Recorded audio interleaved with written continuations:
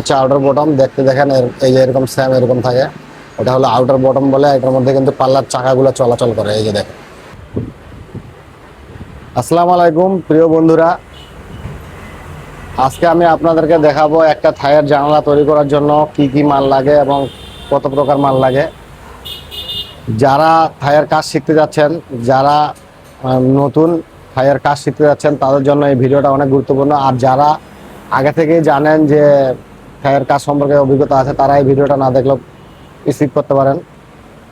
তো যারা একেবারে নতুন প্রথম থাইয়ের কাজ শিখতে যাচ্ছেন, তাদের জন্য আজকে আমি এই ভিডিওটা তৈরি করতেছি। আমি আপনাদেরকে মালগুলোর সাথে পরিচয় করাই দিব, একটা জানলা তৈরি করতে গেলে কি কি লাগে, এবং মালগুলো আমি আপনাদেরকে এখন দেখাবো।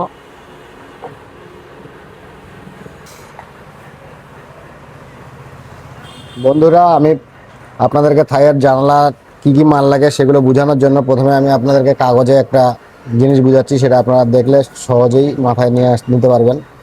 তো প্রথমে মনে করেন যে একটা জানলা যখন এরকম গ্যাপ তৈরি হয়, জানালার একটা গ্যাপ, এই গ্যাপে কিন্তু এই যে ওয়াল, মনে করেন যে এটা ওয়াল, এই ওয়ালের মধ্যে যে ফ্রেমটা থাকে, এখানে কিন্তু তিন রকমের ফ্রেম থাকে। যেরকম এই যে ওয়াল সাইড, এটাকে বলে সাইড, এটা হলো সাইড, এটাকেও বলে সাইড,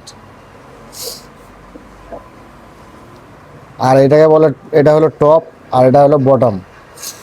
তো আমরা এগুলোকে শর্টকাটে লিখি, মানে এটা এই ফ্রেমটাকে বলে আউটার। তো এই আউটার, যেহেতু আউটারের শর্টকাটে বলা হয় outer side, outer top, outer bottom, এটাকে বলে আউটার সাইড। তো এখানে এখানে তিন রকমের মাল থাকে।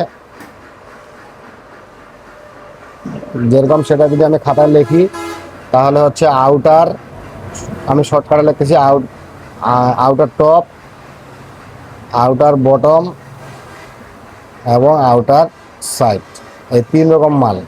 এবং এই তিন রকম মালগুলো আমি এখন আপনাদেরকে সরাসরি দেখাবো।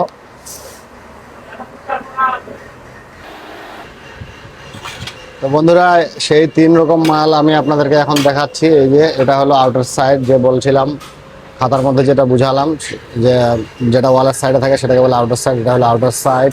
আর এটা হলো আউটার টপ। এই যে এটা হচ্ছে আউটার টপ। আউটার টপটা কিন্তু দেখতে এই যে এরকম, সামনের দিকে এরকম থাকে, আর আউটার সাইডটা থাকে এরকম। এটা হলো আউটার সাইড, এটা ওয়ালের সাইডে থাকে, এখানে পাল্লাটা আসে এখানে আটকে আর কি।